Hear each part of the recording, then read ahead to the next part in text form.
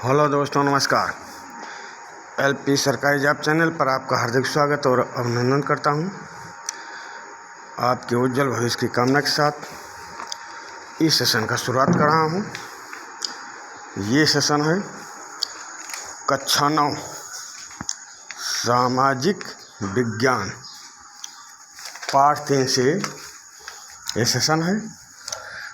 आप लोगों को कमेंट आ रहा था कि एक पार्ट से केवल एक सेशन डाला जाए, क्योंकि याद करने में, नोटबुक बनाने में दिक्कत पड़ती है। तो ये पार्ट 3 से एक ही सेशन जा रहा। जब एक पार्ट एक ही सेशन में जाएगा तो सेशन लंबा होगा। तो चलिए इत्मीनान के साथ मोबाइल चालू करके बैठ जाएं, सेशन को ध्यानपूर्वक देखें, प्रश्नों को अच्छी तरह पढ़ें, ऑप्शन को अच्छी तरह समझें, फिर उत्तर को समझें, फिर कम से कम सेशन को 1-2 बार देखें, नोटबुक में उतारें, लिखें। आपको याद हो जाएगा, ये हम दावा करते हैं। पूरा पाठ की जानकारी आपको हो जाएगी। आपको उस पार्ट 3 से कोई भी ज्ञान अधूरा नहीं रहेगा। तो चलिए, सेशन लंबा होगा तो हम जल्दी जल्दी सेशन की शुरुआत करते हैं। इसमें बहुविकल्पी प्रश्न भी होंगे और लघु उत्तरीय प्रश्न भी होंगे, दीर्घ उत्तरीय भी प्रश्न होंगे। तो चलिए, अब पहला प्रश्न बिना देरी लगाए पहला प्रश्न चालू करते हैं। ये सेशन कक्षा 9 का है, सामाजिक विज्ञान का है, पार्ट 3 नाथसीवाद और हिटलर का उदय, बहुविकल्पी प्रश्न। तो पहला प्रश्न क्या है, फटाफट चालू किया जाता है क्योंकि सेशन लंबा होगा, प्रश्न ज़्यादा हैं। जर्मनी ने मित्र राष्ट्रों के सामने कब समर्पण कर दिया? 1945 में, मई 1945 में, जून 1945 में, जुलाई 1945 में, अगस्त 1945 में। प्रश्न नंबर 1 का ऑप्शन ए सही उत्तर होगा, मई 1945 में। अगले प्रश्न पे आ जाएं। प्रश्न नंबर 2, हिटलर और उसके प्रचार मंत्री गोबल्स ने कहाँ पर आत्महत्या कर ली थी? बर्लिन के एक बैंकर में, मित्र राष्ट्रों के सामने, प्रधानमंत्री के कार्यालय में, अपने दफ्तर में। प्रश्न नंबर 2, हिटलर और उसके प्रचार मंत्री गोबल्स ने कहाँ पर आत्महत्या कर ली थी? तो ये आत्महत्या कर ली थी बर्लिन के एक बैंकर में। प्रश्न नंबर 2 का ऑप्शन ए सही उत्तर होगा। प्रश्न नंबर 3 पे आ जाएं। हिटलर और उसके प्रचार मंत्री गोबल्स ने कब आत्महत्या कर ली थी? हिटलर और उसके प्रचार मंत्री गोबल्स ने कब आत्महत्या कर ली थी? अप्रैल में आत्महत्या की थी, मई में आत्महत्या की थी, जून में आत्महत्या की थी या जुलाई में आत्महत्या की थी?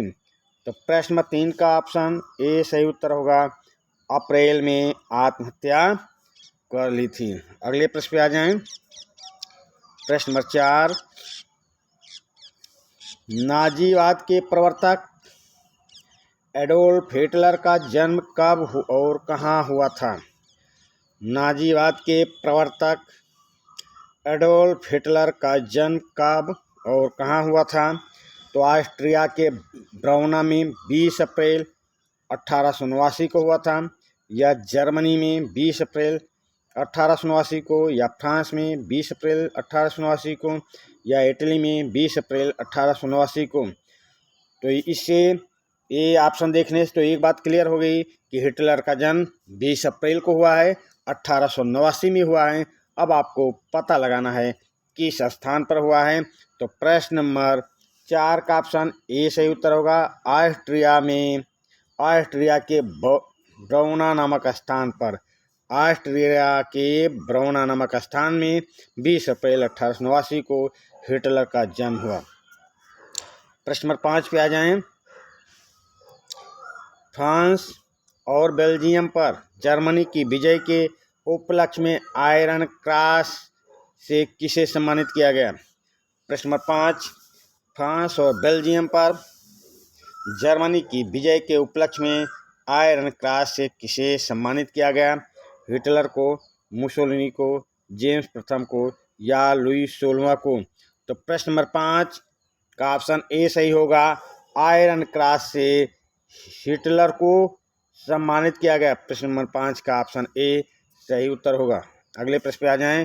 प्रश्न नंबर 6, प्रथम विश्व युद्ध में पराजय के बाद जर्मन के किस सम्राट ने गद्दी त्याग दी थी? प्रथम विश्व युद्ध में पराजय के बाद जर्मन के किस सम्राट ने गद्दी त्याग दी थी? तो काइजर विलियम द्वितीय ने, या काइजर विलियम प्रथम ने, या हिटलर ने, या गियोबल्स ने? तो प्रश्न नंबर 6 का ऑप्शन सही उत्तर होगा, सही ऑप्शन होगा ए, विलियम काइजर द्वितीय ने प्रथम विश्व युद्ध में पराजय के बाद जर्मन के काइजर विलियम द्वितीय ने गद्दी त्याग दी थी। अगले प्रश्न पे आ जाएं। प्रश्न नंबर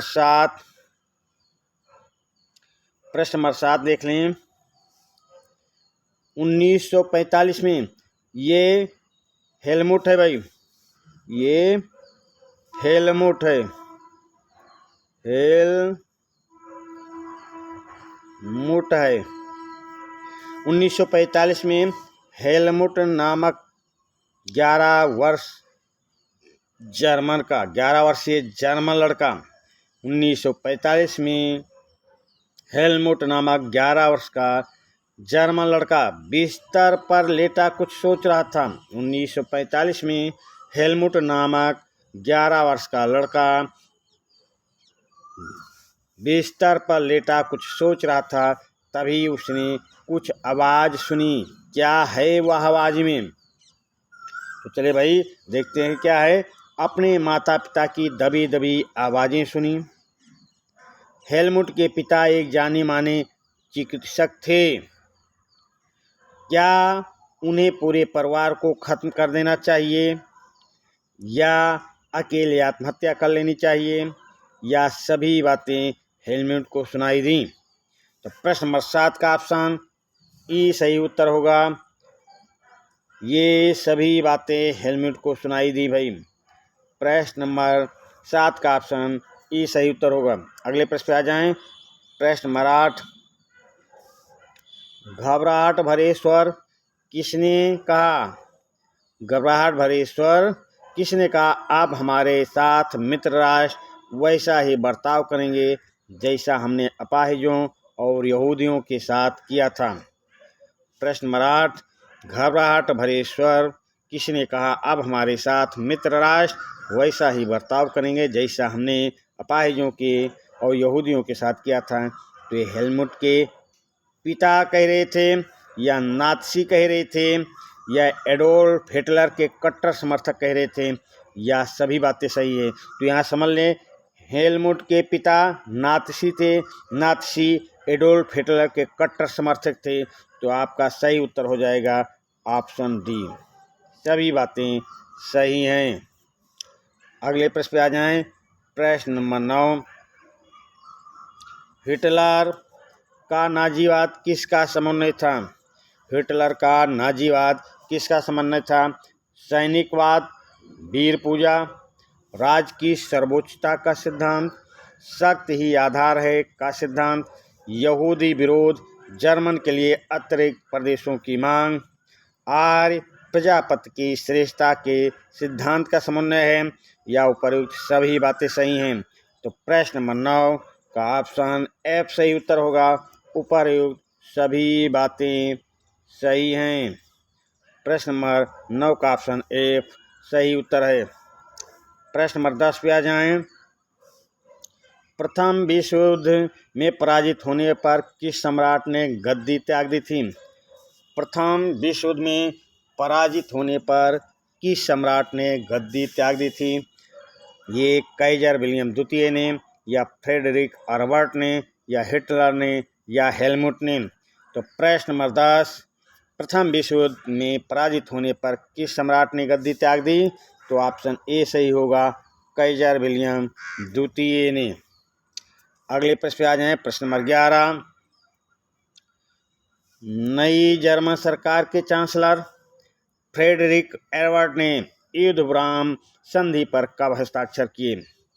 नई जर्मन सरकार के चांसलर फ्रेडरिक एडवर्ड ने युद्ध विराम पर कब हस्ताक्षर किए?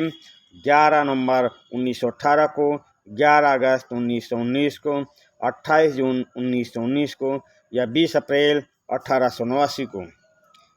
प्रश्न नंबर 11 का सही ऑप्शन होगा ए, 11 नवंबर 1918 को चांसलर फ्रेडरिक एडवर्ड ने युद्ध विराम पर की संधि पर हस्ताक्षर किए। अगले प्रश्न पे आ जाएं। प्रश्न नंबर 12, संधि के बाद जर्मनी में राष्ट्रीय सभा की बैठक कहाँ हुई? संधि के बाद जर्मनी में राष्ट्रीय सभा की बैठक कहाँ हुई? वाइमर नामक स्थान पर, या ऑस्ट्रिया के वरोना में, या बसंत में, या वर्साय में। प्रश्न नंबर 12, संधि के बाद जर्मनी में राष्ट्रीय सभा की बैठक कहाँ हुई? तो ये बैठक होती है वाइमर नामक स्थान पर। प्रश्न नंबर 12 का ऑप्शन ए सही उत्तर होगा। अगले प्रश्न पे आ जाएं। प्रश्न नंबर 13, राष्ट्रीय सभा ने वाइमर गणतंत्र की स्थापना कब की और इसे लागू किया? वाइमर गणतंत्र की स्थापना कब हुई भाई? इसे कब लागू किया गया? तो प्रश्न नंबर 13 के ऑप्शन को देखते हैं। 11 अगस्त 1919 को लागू किया गया, या 11 नवंबर 1918 को लागू किया गया, या 20 अप्रैल 1889 को लागू किया गया, या 28 जून 1919 को लागू किया गया। तो प्रश्न नंबर 13 का ऑप्शन ए सही उत्तर होगा, 11 अगस्त 1919 को लागू किया गया। अगले प्रश्न पे आ जाएं। प्रश्न नंबर 14, नई जर्मन की नई सरकार ने वर्साय की अपमानजनक संधि कब की? प्रश्न नंबर 14, जर्मन की नई सरकार ने वर्साय की अपमानजनक संधि कब की? 28 जून 1919 को, या 11 अगस्त 1919 को, या 11 नवंबर 1918 को, या 20 अप्रैल 1889 को। तो प्रश्न नंबर 14 का ऑप्शन ए सही उत्तर होगा, 28 जून 1919 को वर्साय की अपमानजनक संधि जर्मनी ने की। अगले प्रश्न पे आ जाएं। प्रश्न नंबर 15, वर्साय की संधि से जर्मनी को क्या खोना पड़ा? वर्साय की संधि से जर्मनी को क्या खोना पड़ा? अपने सारे उपनिवेश, तकरीबन 10% आबादी, या 13% भूभाग, या 75% लौह भंडार, या 26% कोयला, या उपर्युक्त सभी। तो वर्साय की संधि से जर्मनी को क्या खोना पड़ा? तो ये सारी चीज़ें खोनी पड़ी भाई। ये सारी चीज़ें, अपने सारे उपनिवेश, तकरीबन 10% आबादी, 30% भूभाग, 75% लौह भंडार, 26% कोयला, उपर्युक्त सभी। तो आपका ऑप्शन एफ सही उत्तर होगा। अगले प्रश्न पे आ जाएं। प्रश्न नंबर 16, वर्साय की संधि की वजह से जर्मनी को अपने भंडार को किन देशों को सौंपना पड़ा? वर्साय की संधि की वजह से जर्मनी को अपने भंडार किन देशों को सौंपना पड़ा? फ्रांस को, पोलैंड को, डेनमार्क को, लिथुआनिया को, या उपर्युक्त सभी को। प्रश्न नंबर 16, वर्साय की संधि की वजह से जर्मनी को अपने भंडार किन देशों को सौंपना पड़ा? तो ये सौंपना पड़ा था सभी देशों को भाई, फ्रांस को, पोलैंड को, डेनमार्क, लिथुआनिया को। तो आपका उत्तर सही होगा ऑप्शन ई। ऑप्शन ई सही उत्तर है। अगले प्रश्न पे आ जाएं। प्रश्न नंबर 17। वाइमर गणराज्य के समर्थकों में मुख्य रूप से कौन लोग शामिल थे? वाइमर गणराज्य के समर्थकों में मुख्य रूप से कौन लोग शामिल थे? समाजवादी, कैथोलिक, डेमोक्रेट या उपर्युक्त सभी? वाइमर गणराज्य के समर्थकों में मुख्य रूप से कौन लोग शामिल थे? तो ये शामिल थे उपर्युक्त सभी। समाजवादी, कैथोलिक, डेमोक्रेट, उपर्युक्त सभी। प्रश्न नंबर 17 का ऑप्शन डी सही उत्तर होगा। प्रश्न नंबर 18 पे आ जाएं। समाजवादी, कैथोलिक और डेमोक्रेट पार्टी लोगों को क्या कहकर पुकारा जाता था? ये पास नहीं है, क्या कहकर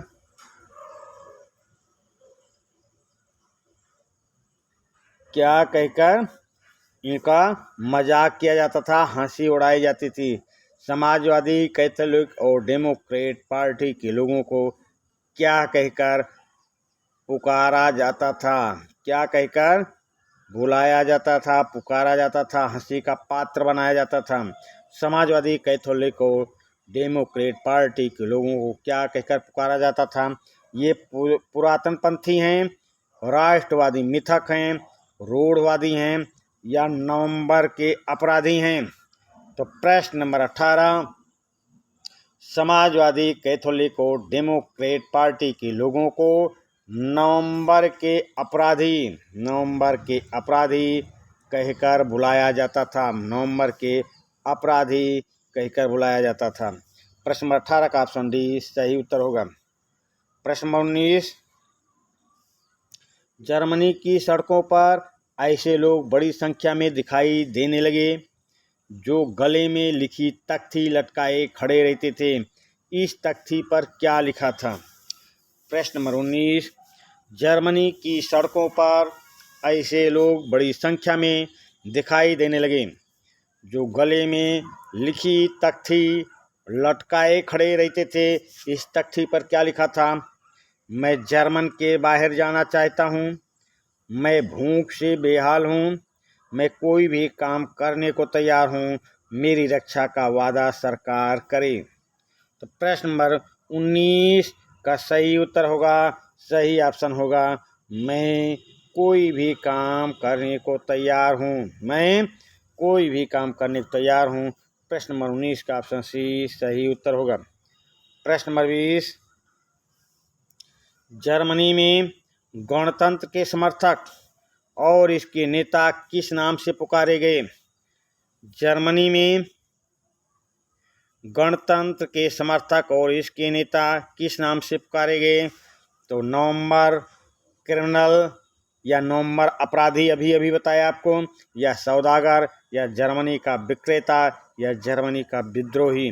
तो जर्मनी में गणतंत्र के समर्थक और इसके नेता नवंबर क्रिमिनल्स के नाम से पुकारे गए भाई। प्रश्न नंबर 20 का ऑप्शन ए सही उत्तर होगा। अगले प्रश्न पे आ जाएं। प्रश्न नंबर 21। अस्पताल से स्वस्थ होकर हिटलर ने युवकों के साथ संपर्क स्थापित किया। अस्पताल से स्वस्थ होकर हिटलर ने युवकों के साथ संपर्क स्थापित किया। हिटलर ने जर्मन वर्कर्स पार्टी की सदस्यता ग्रहण की। कब ग्रहण करता है भाई ये? 1919 में, या 1917 में, या 1918 में, या 1920 में? तो प्रश्न नंबर 21 का सही उत्तर होगा, सही ऑप्शन होगा ऑप्शन ए, 1919 में सदस्यता ग्रहण करता है। अगले प्रश्न पे आ जाएं। प्रश्न नंबर 22। हिटलर ने जर्मन वर्कर्स पार्टी का नाम बदलकर क्या रखा? हिटलर ने जर्मन वर्कर्स पार्टी का नाम बदलकर क्या रखा? जर्मन राष्ट्रीय पार्टी, या जर्मन जनतांत्रिक पार्टी, या national socialist German workers party, या जर्मन फ्यूहरर पार्टी? प्रश्न नंबर 22, हिटलर ने जर्मन वर्कर्स पार्टी का नाम बदलकर क्या रखा? तो ये रखे थे national socialist German workers party. प्रश्न नंबर 22 का ऑप्शन सी सही उत्तर होगा। प्रश्न नंबर 23 पे आ जाएं। हिटलर गणतंत्र विरोधी था। उसने लुडेनडॉर्फ के साथ मिलकर गणतंत्रात्मक सरकार का तख्ता पलटने का प्रयास कब किया? हिटलर गणतंत्र विरोधी था। उसने लुडेनडॉर्फ के साथ मिलकर गणतंत्रात्मक सरकार का तख्ता पलटने का प्रयास कब किया भाई? 1922 में, या 1930 में, या 1940 में, या 1923 में। तो प्रश्न नंबर 23 का सही उत्तर होगा ऑप्शन डी, 1923 में ये काम हिटलर ने किया था। प्रश्न नंबर 23 का ऑप्शन डी सही उत्तर होगा। अगले प्रश्न पे आ जाएं।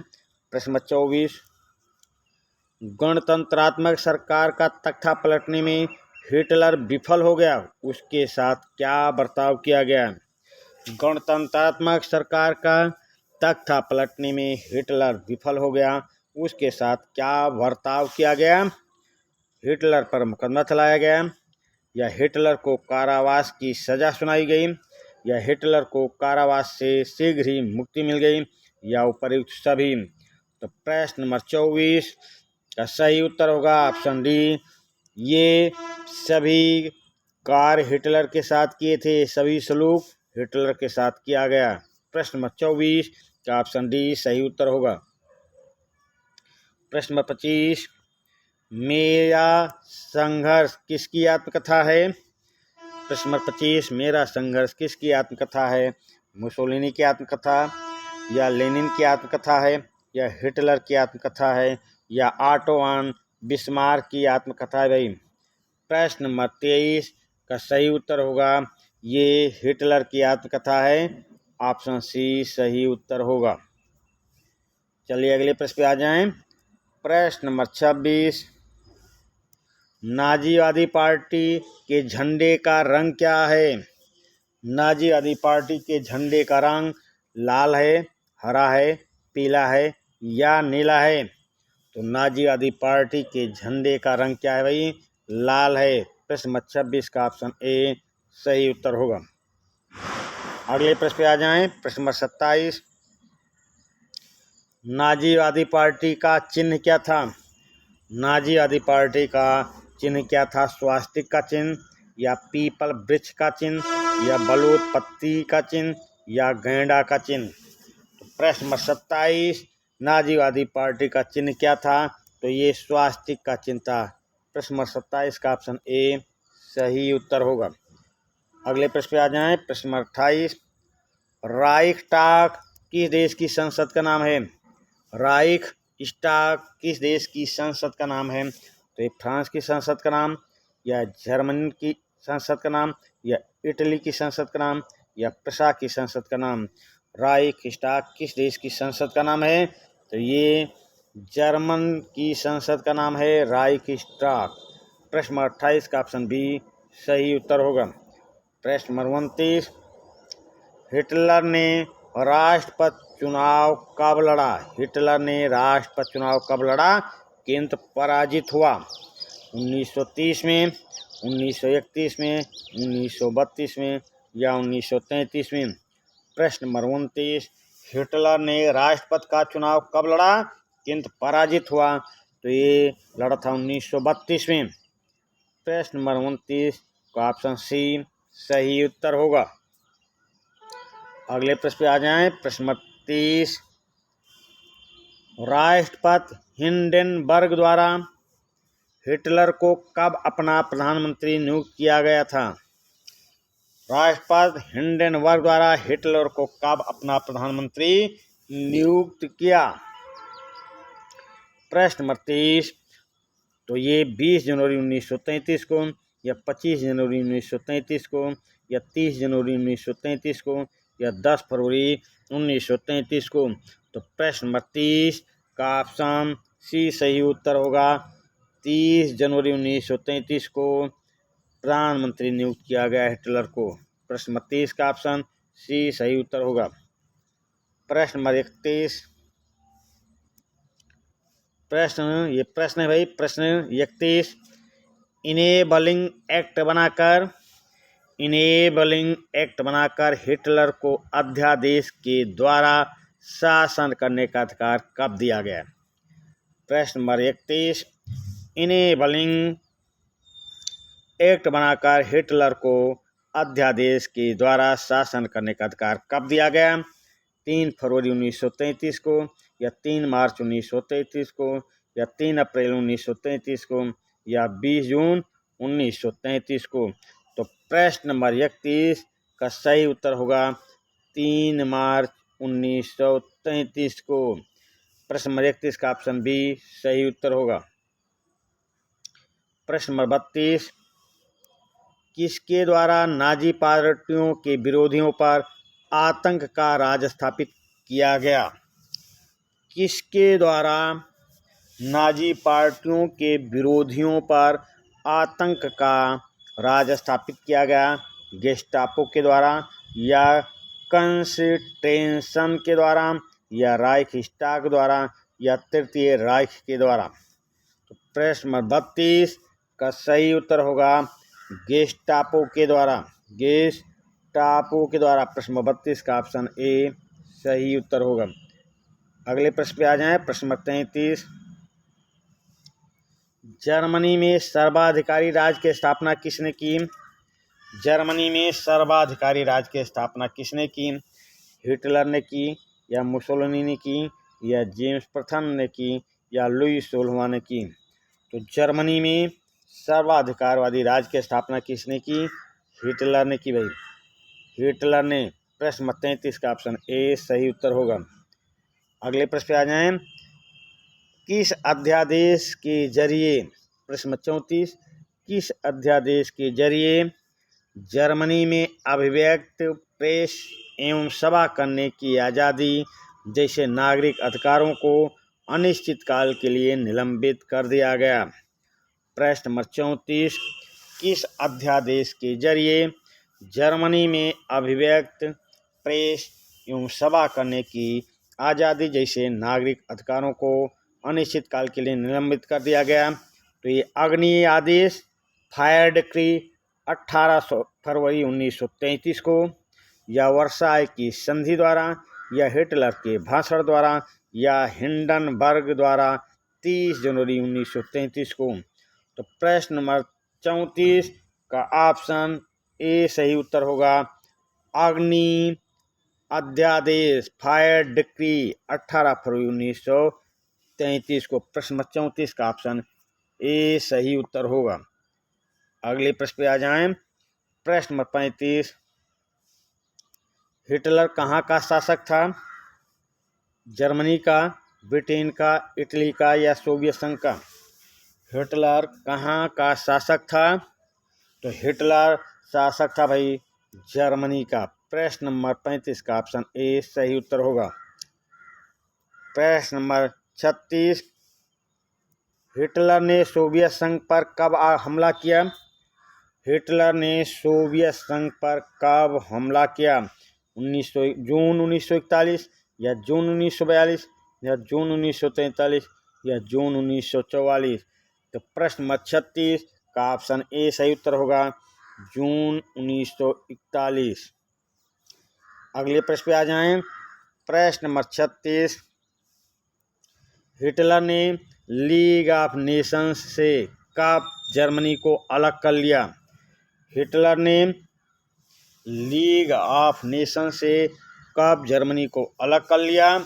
1930 में, 1931 में, 1932 में, या 1933 में? तो प्रश्न नंबर 36 का ऑप्शन डी सही उत्तर होगा। 1933 में हिटलर ने लीग ऑफ नेशन से जर्मनी को 1933 में अलग कर लिया था। चलिए अगले प्रश्न पे आ जाएं। प्रश्न नंबर 37, जापान ने हिटलर के समर्थन में किस देश के ऊपर बमबारी की? जापान ने हिटलर के समर्थन में किस देश के ऊपर बमबारी की? रूस के ऊपर, अमेरिका के ऊपर, ब्रिटेन के ऊपर या चीन के ऊपर? तो प्रश्न नंबर 37 का ऑप्शन बी सही उत्तर होगा, अमेरिका के ऊपर बमबारी की गई। प्रश्न नंबर 37 का ऑप्शन बी सही उत्तर होगा। अगले प्रश्न पे आ जाए। द्वितीय विश्व युद्ध कब समाप्त हुआ? द्वितीय विश्व युद्ध कब समाप्त हुआ? मई 1945 में हिटलर की पराजय के साथ, जापान की हिरोशिमा और नागासाकी पर परमाणु बम गिराने के साथ, या उपयुक्त सभी सही हैं। तो प्रश्न नंबर 38 द्वितीय विश्व युद्ध कब समाप्त हुआ? 1945 में समाप्त हुआ, हिटलर की पराजय के साथ समाप्त हुआ, जापान के हिरोशिमा और नागासाकी पर परमाणु बम गिराने के साथ समाप्त हुआ। तो ऑप्शन डी सही उत्तर होगा। प्रश्न नंबर 38 का ऑप्शन डी सही उत्तर है। अगले प्रश्न पे आ जाएं। प्रश्न 39 पहला विश्व युद्ध कब शुरू हुआ? पहला विश्व युद्ध कब शुरू हुआ? 1 अगस्त 1914 को, या 28 जुलाई 1914 को, या 28 जुलाई 1915 को, या 1 अगस्त 1915 को? प्रश्न 39 पहला विश्व युद्ध कब शुरू हुआ? तो ये शुरू हुआ था 28 जुलाई 1914 को। प्रश्न 39 का ऑप्शन बी सही उत्तर होगा। अगले प्रश्न पे आ जाएं। जर्मनी में बाकायदा तानाशाही कब स्थापित की गई? जर्मनी में बाकायदा तानाशाही कब स्थापित की गई? 3 मार्च 1933, या 3 अप्रैल 1933, या 3 मार्च 1935, या 3 अप्रैल 1935 को? तो प्रश्न नंबर 40 का ऑप्शन ए सही उत्तर होगा, 3 मार्च 1933 को। अगले प्रश्न पे चलते हैं भाई। अगले प्रश्न पे चलते हैं। प्रश्न नंबर 41 जर्मनी में कब हार मान ली? जर्मनी ने कब हार मान ली और द्वितीय विश्व युद्ध समाप्त हुआ? ये में नहीं है, ने है। जर्मनी ने कब हार मान ली और द्वितीय विश्व युद्ध समाप्त हुआ? 9 नवंबर 1915 को, या 9 नवंबर 1916 को, या 9 नवंबर 1917 को, या 9 नवंबर 1918 को? तो जर्मनी कब हार मान ली और द्वितीय विश्व युद्ध समाप्त हुआ? तो प्रश्न नंबर जर्मनी ने कब हार मान ली और द्वितीय विश्व युद्ध समाप्त हुआ? प्रश्न नंबर 41 का ऑप्शन डी सही उत्तर होगा, 9 नवंबर 1918 को जर्मनी ने हार मान ली। जर्मनी ने कब हार मान ली और द्वितीय विश्व युद्ध समाप्त हुआ? भाई यहाँ पे ये गलत है, फिर से देखें। प्रश्न नंबर 41 जर्मनी ने कब हार मान ली और द्वितीय विश्व युद्ध पूछ रहा भाई, द्वितीय विश्व युद्ध समाप्त हुआ, तो ये है 1945। ऑप्शन ए, ये ऑप्शन जो 1915 है 1945 है। जर्मनी ने कब हार मान ली?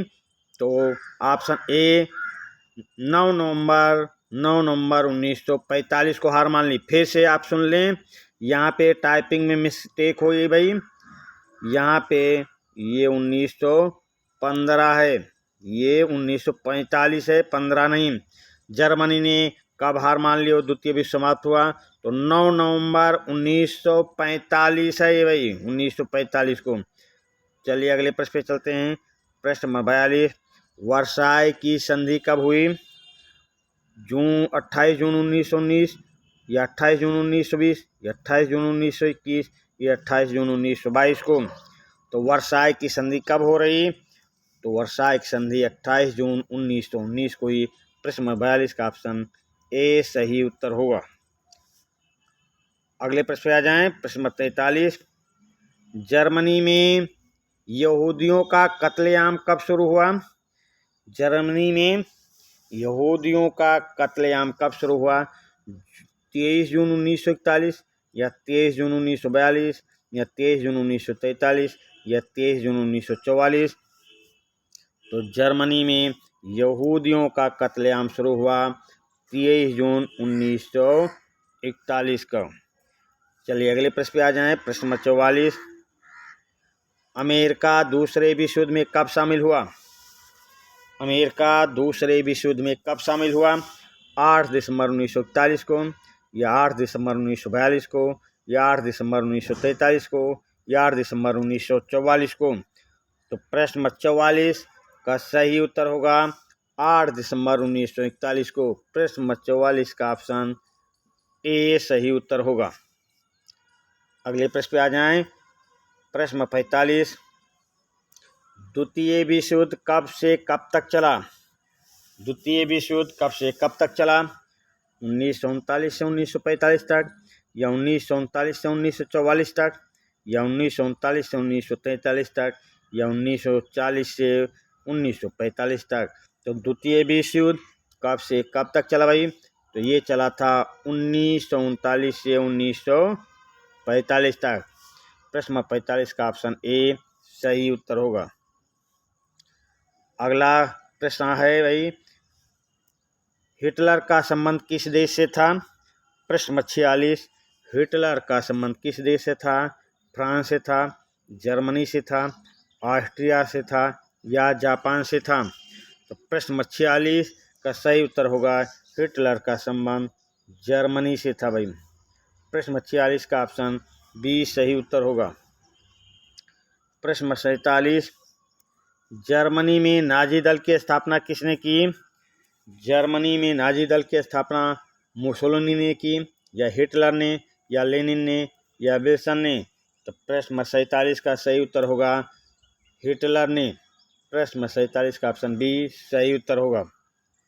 अगले प्रश्न पे आ जाएं। प्रश्न नंबर 48, पर्ल हार्बर पर आक्रमण निम्नलिखित में से किस युद्ध से संबंधित है?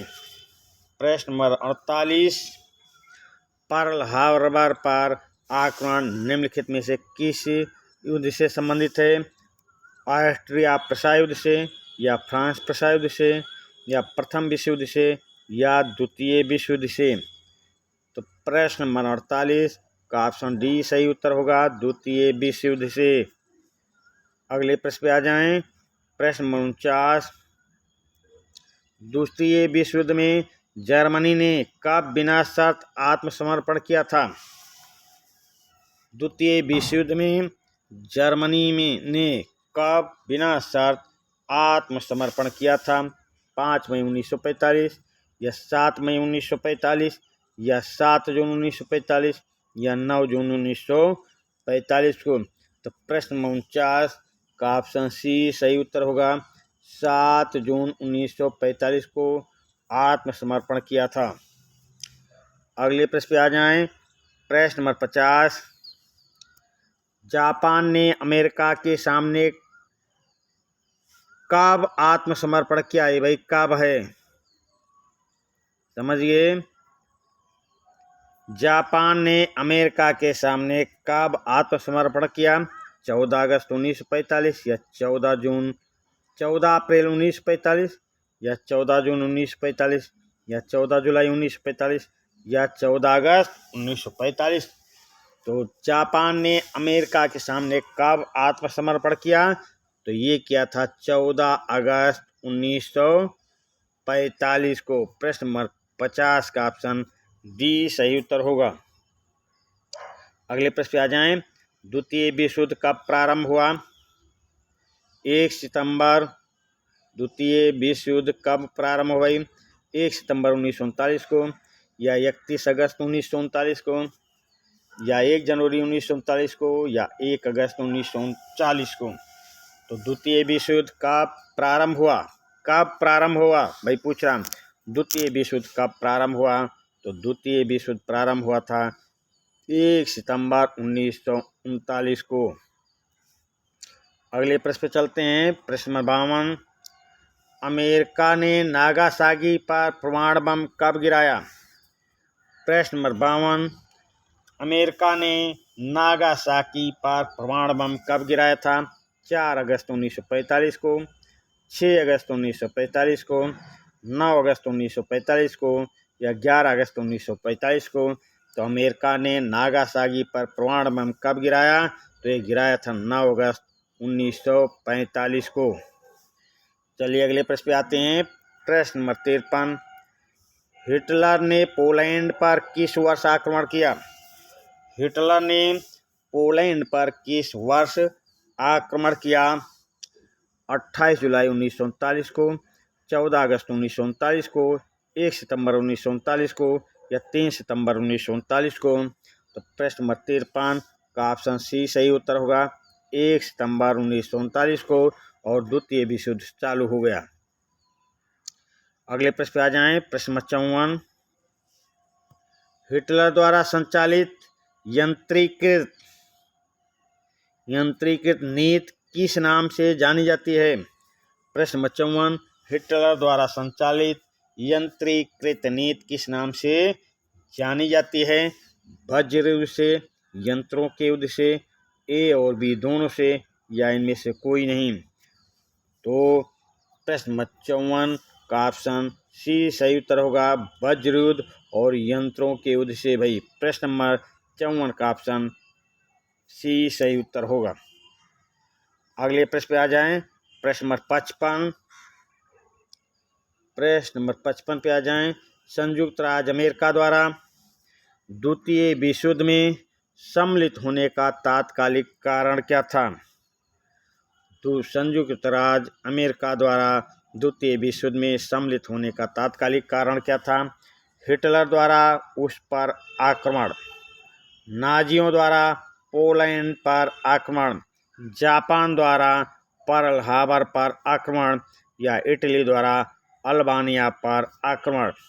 तो प्रश्न नंबर 55 का ऑप्शन सी सही उत्तर होगा, जापान द्वारा पर्ल हार्बर पर आक्रमण। प्रश्न नंबर 55 का ऑप्शन सी सही उत्तर होगा। प्रश्न नंबर 56 पे आ जाएं। द्वितीय विश्व युद्ध का प्रमुख कारण क्या था? द्वितीय विश्व युद्ध का प्रमुख कारण क्या था? वर्साय की संधि या न्यूली की असफलता या राष्ट्र संघ की असफलता या इनमें से कोई नहीं? प्रश्न नंबर 56, द्वितीय विश्व युद्ध का प्रमुख कारण था वर्साय की संधि। प्रश्न नंबर 56 का ऑप्शन ए सही उत्तर होगा। अगले प्रश्न पे आ जाएं। प्रश्न नंबर 57, निम्नलिखित में से किस युद्ध में इटली ने भाग लिया? निम्नलिखित में से किस युद्ध में इटली ने भाग लिया? प्रथम विश्व युद्ध में, द्वितीय विश्व युद्ध में, दोनों युद्धों में, इनमें से कोई नहीं? प्रश्न नंबर 57, निम्नलिखित में से किस युद्ध में इटली ने भाग लिया? तो दोनों युद्धों में इटली ने भाग लिया था। प्रश्न नंबर 57 का ऑप्शन सी सही उत्तर होगा। अगले प्रश्न पे आ जाएं। प्रश्न नंबर 58, अमेरिका ने हिरोशिमा पर परमाणु बम कब गिराया? अमेरिका ने हिरोशिमा पर परमाणु बम कब गिराया था? 6 अगस्त 1945 को या 9 अगस्त 1945 को या 14 अगस्त 1945 को या 2 सितंबर 1945 को? तो अमेरिका ने हिरोशिमा पर परमाणु बम गिराया था 6 अगस्त 1945 को। भाई प्रश्न नंबर 58 का ऑप्शन बी, ऑप्शन ए, प्रश्न नंबर 58 का ऑप्शन ए सही उत्तर होगा। अगले प्रश्न पे आ जाएं। प्रश्न नंबर 59, द्वितीय विश्व युद्ध में प्रयुक्त होने वाला सबसे घातक अस्त्र कौन सा था? द्वितीय विश्व युद्ध में प्रयुक्त होने वाला सबसे घातक अस्त्र कौन सा था? टैंक था, मिसाइल थी, परमाणु बम था या हाइड्रोजन बम था? तो ये हाइड्रोजन बम था। भाई प्रश्न नंबर 59 का ऑप्शन सी सही उत्तर होगा। प्रश्न नंबर 60, द्वितीय विश्व युद्ध का मूल कारण क्या था? द्वितीय विश्व युद्ध का मूल कारण क्या था? प्रश्न नंबर 60, तो वर्साय की संधि या जर्मनी में नाजी पार्टी का उत्थान या फ्रांस की महत्वाकांक्षा या साम्राज्यवादी भावना? तो द्वितीय विश्व युद्ध का मूल कारण था वर्साय की संधि। प्रश्न नंबर 60 का ऑप्शन ए सही उत्तर होगा। प्रश्न नंबर 61, जर्मनी ने आत्मसमर्पण कब किया? जर्मनी ने आत्मसमर्पण कब किया? 1 मई 1945 को या 2 मई 1945 को या 7 मई 1945 को या 8 मई 1945 को? तो जर्मनी ने आत्मसमर्पण किया था 7 मई 1939 को। प्रश्न नंबर 61 का ऑप्शन सी सही उत्तर होगा। अगले प्रश्न पे आ जाएं। प्रश्न नंबर 62, इंग्लैंड का युद्धकालीन मंत्री कौन था, प्रधानमंत्री कौन था? द्वितीय विश्व युद्ध में इंग्लैंड का युद्धकालीन प्रधानमंत्री कौन था? चर्चिल था या चैम्बरलेन था या पामस्टन थे या लॉर्ड जॉर्ज थे? तो द्वितीय विश्व युद्ध में इंग्लैंड का युद्धकालीन प्रधानमंत्री थे चर्चिल भाई।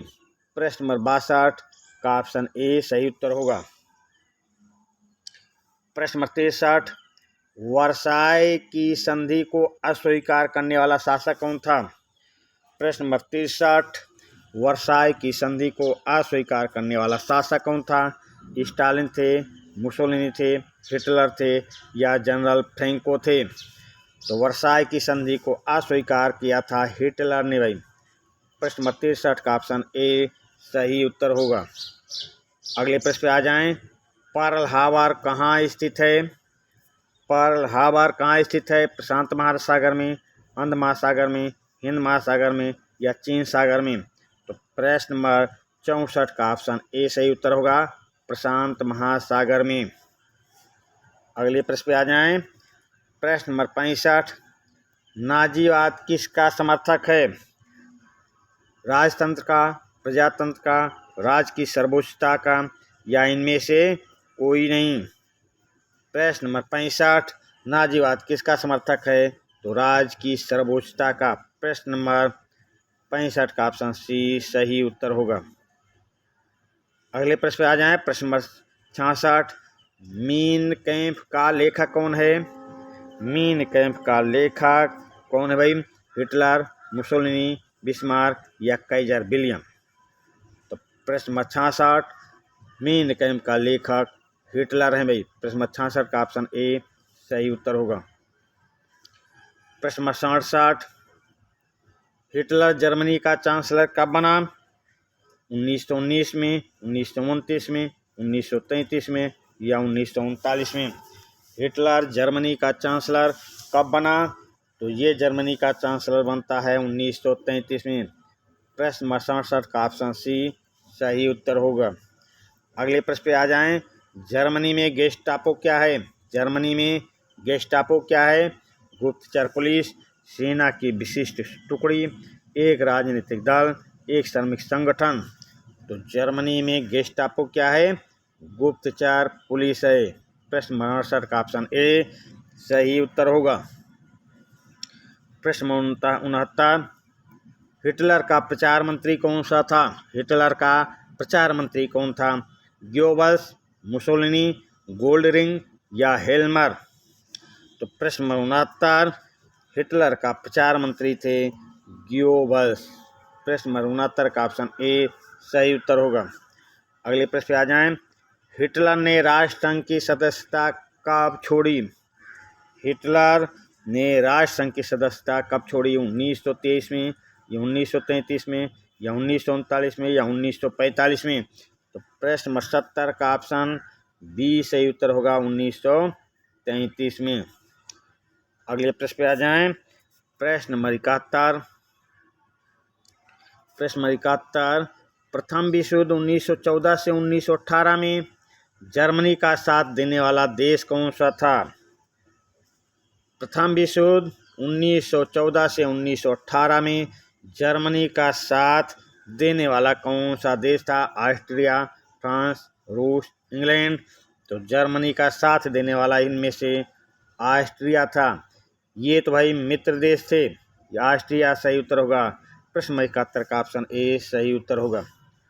प्रश्न नंबर 72, स्वर्ण भंडार समाप्त होने के बाद जर्मनी में अत्यधिक मात्रा में कागज की मुद्रा चलाई गई, जिसके परिणाम स्वरूप क्या हुआ? प्रश्न नंबर 72, स्वर्ण भंडार समाप्त होने के बाद जर्मनी में अत्यधिक मात्रा में कागज की मुद्रा चलाई गई, जिसके परिणाम स्वरूप क्या हुआ? जर्मनी अपना ऋण चुकाने में सफल हुआ, जर्मनी को बहुत अधिक सोना प्राप्त हुआ, या जर्मन मुद्रा मार्क का मूल्य बढ़ गया, या जर्मन मुद्रा का मूल्य गिर गया? तो प्रश्न नंबर 72, जर्मन मुद्रा का मूल्य गिर गया भाई। प्रश्न नंबर 72 का ऑप्शन डी सही उत्तर होगा। अगले प्रश्न पे आ जाएं। प्रश्न नंबर 73, प्रथम विश्व युद्ध की क्षतिपूर्ति के रूप में जर्मनी पर हर्जाना कितना डाला गया? प्रथम विश्व युद्ध की क्षतिपूर्ति के रूप में जर्मनी पर हर्जाना कितना डाला गया? 5 अरब डॉलर, 6 अरब डॉलर, 3 अरब डॉलर या 4 अरब डॉलर? तो प्रश्न नंबर 73 का सही उत्तर होगा 6 अरब डॉलर। ऑप्शन बी सही उत्तर होगा, 6 अरब डॉलर। अगले प्रश्न पे आ जाएं। प्रश्न नंबर 74, जर्मनी में हिटलर का शक्तिशाली होने का कारण क्या था? जर्मनी में हिटलर का शक्तिशाली होने का कारण क्या था? पड़ोसी राज्यों की निर्बलता, राष्ट्रसंघ की दुर्बलता, जर्मनी को विश्व शक्ति बनाने का आश्वासन या हिटलर का व्यक्तित्व? तो प्रश्न नंबर 74 का ऑप्शन डी सही होगा, हिटलर का व्यक्तित्व। अगले प्रश्न पे चलते हैं। प्रश्न नंबर 75,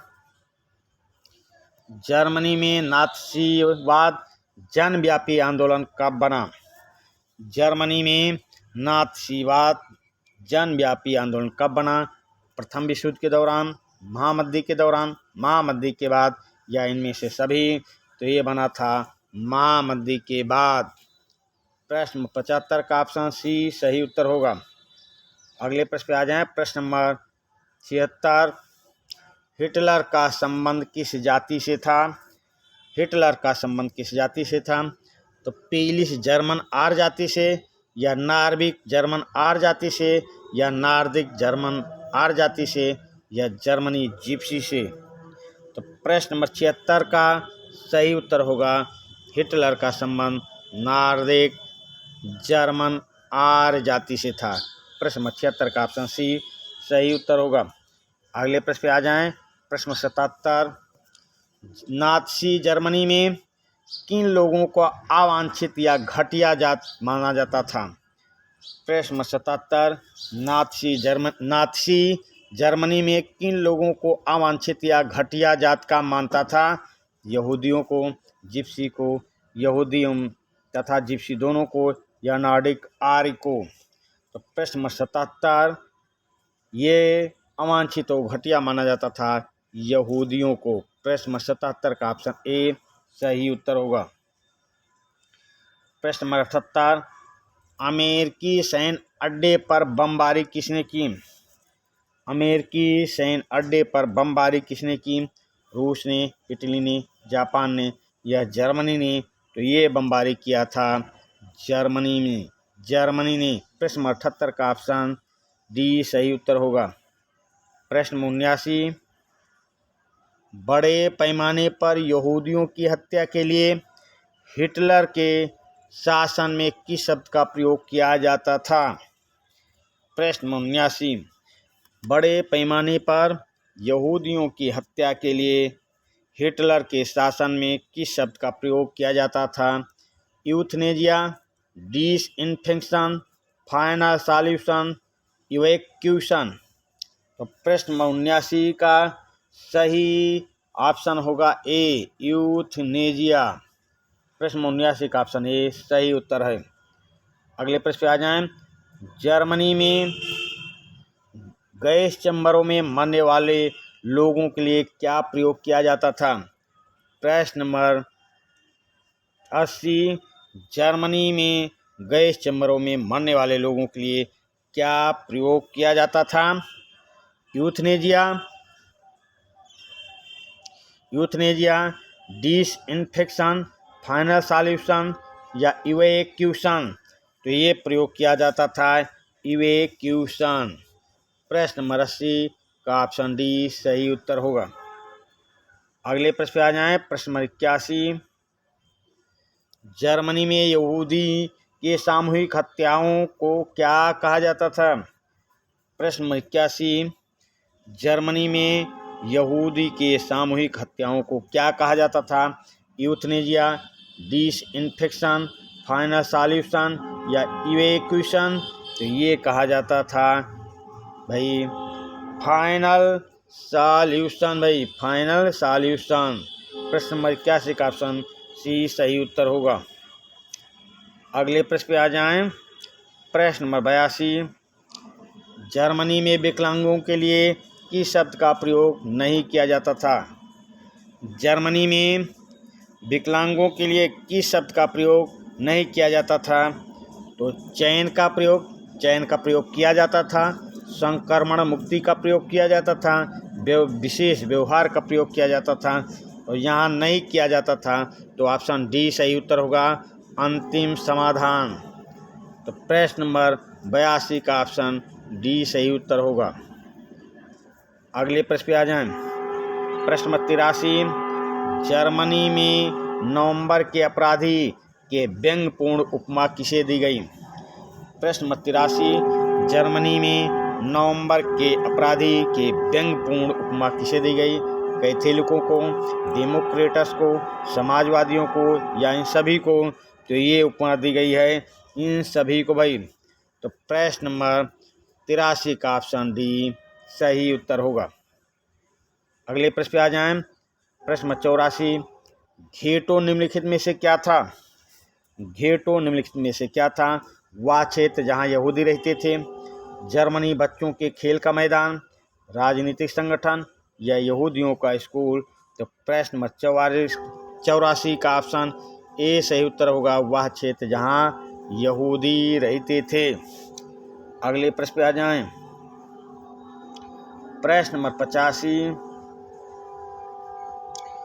नात्सियों के शासन की शिक्षा प्रणाली में जर्मनी में बच्चों को क्या पढ़ाया जाता था? नात्सियों के शासन की शिक्षा प्रणाली में जर्मनी में बच्चों को क्या पढ़ाया जाता था? यहूदियों से घृणा करना, हिटलर की पूजा करना, वफादार एवं विनम्र बनाना, ये सभी? तो प्रश्न नंबर 85 का सही उत्तर होगा, सही ऑप्शन होगा ये सभी। अगले प्रश्न पे आ जाएं। प्रश्न नंबर 86, हिटलर द्वारा जेल में लिखी गई पुस्तक का नाम क्या है? हिटलर द्वारा जेल में लिखी गई पुस्तक का नाम मेन कैंप, लेवियाथन, सामाजिक समझौता, तीसरा स्टेट क्या है? तो प्रश्न नंबर 86 का ऑप्शन ए सही उत्तर होगा, मेन कैंप। अगले प्रश्न पे आ जाएं। प्रश्न नंबर 87, मित्र राष्ट्र में कौन से देश आते हैं? मित्र राष्ट्र में कौन से देश आते हैं? तो ब्रिटेन आता है, फ्रांस आता है, रूस आता है, संयुक्त राज्य अमेरिका आता है, और ये सभी आते हैं। तो सही उत्तर क्या होगा? ऑप्शन ई, उपर्युक्त सभी। अगले प्रश्न पे आ जाएं। धुरी शक्तियों में कौन से देश आते हैं? धुरी शक्तियों में कौन से देश आते हैं? जर्मनी, इटली, जापान, या उपर्युक्त सभी? तो धुरी शक्तियों में ये सभी देश आते हैं। आपका सही ऑप्शन होगा डी, उपर्युक्त सभी, क्योंकि ये सभी आते हैं। प्रश्न नंबर 89, जर्मनी की संसद का नाम क्या है? जर्मनी की संसद का नाम राइखस्टैग, या खंदक, या सर्वहाराकरण, या सोवियत रेड आर्मी? तो प्रश्न नंबर 89 का सही उत्तर होगा ऑप्शन ए, राइखस्टैग। चलिए अगले प्रश्न पे आ जाएं। प्रश्न नंबर 90, किसी एक समूह या धर्मावलंबियों को योजनाबद्ध तरीके से बड़ी सोची समझी योजना के अंतर्गत कत्लेआम करने की प्रक्रिया को क्या कहा जाता है? प्रश्न नंबर 90, किसी एक समूह या धर्मावलंबियों को योजनाबद्ध तरीके से बड़ी सोची समझी योजना के तहत कत्लेआम किया जाता है, या कत्लेआम की करने की प्रक्रिया को परसेक्यूट कहते हैं। परसेक्यूट कहते हैं भाई। प्रश्न नंबर 90 का ऑप्शन बी सही उत्तर होगा। प्रश्न नंबर 91, यहूदियों को मारने के लिए प्रयोग में लाई जाने वाली नात्सियों की कत्लेआम प्रक्रिया को क्या कहा जाता था? यहूदियों को मारने के लिए प्रयोग की जाने वाली नात्सियों की कत्लेआम प्रक्रिया को क्या कहा जाता था? होलोकास्ट, महाध्वंस, परसेक्यूट, या ए और बी दोनों? तो ए और बी दोनों सही उत्तर होगा, ऑप्शन डी। प्रश्न नंबर 91 का ऑप्शन डी सही उत्तर होगा। अगले प्रश्न पे आ जाएं। प्रश्न नंबर 92, वाइमर संविधान की वह कौन सी त्रुटि थी जो अस्थायी शासन में बाधा थी? वाइमर संविधान की वह कौन सी त्रुटि थी जो अस्थायी शासन में बाधा थी? तो संसदीय प्रणाली, या आनुपातिक प्रतिनिधित्व, या नागरिक अधिकार, या इनमें से सभी। तो प्रश्न नंबर 92 का ऑप्शन बी सही उत्तर होगा, आनुपातिक प्रतिनिधित्व प्रणाली। अगले प्रश्न पे आ जाएं। प्रश्न नंबर 93, संयुक्त राज्य अमेरिका किस वर्ष मित्र राष्ट्रों के साथ सम्मिलित हुआ? प्रश्न नंबर 93, संयुक्त राज्य अमेरिका किस वर्ष मित्र राष्ट्रों के साथ सम्मिलित हुआ? सन 1914 में, 1916 में, या 1915 में, या 1917 में? तो ये शामिल होता है 1917 में। प्रश्न नंबर 93 का ऑप्शन डी सही उत्तर होगा। हिटलर के गुप्तचर पुलिस कौन थी? हिटलर की गुप्तचर पुलिस कौन सी थी? प्रश्न नंबर 94, तूफानी दस्ता था, या गेस्टापो था, या एसडी था, या एसए थे? तो हिटलर की गुप्तचर पुलिस कौन सी थी? गेस्टापो। प्रश्न नंबर 94 का ऑप्शन बी सही उत्तर होगा। प्रश्न नंबर 95, हिटलर की तूफानी दस्तों में कौन शामिल थे? हिटलर के तूफानी दस्तों में कौन शामिल थे? राज, गुप्तचर पुलिस, एसए, एसडी, ये सभी?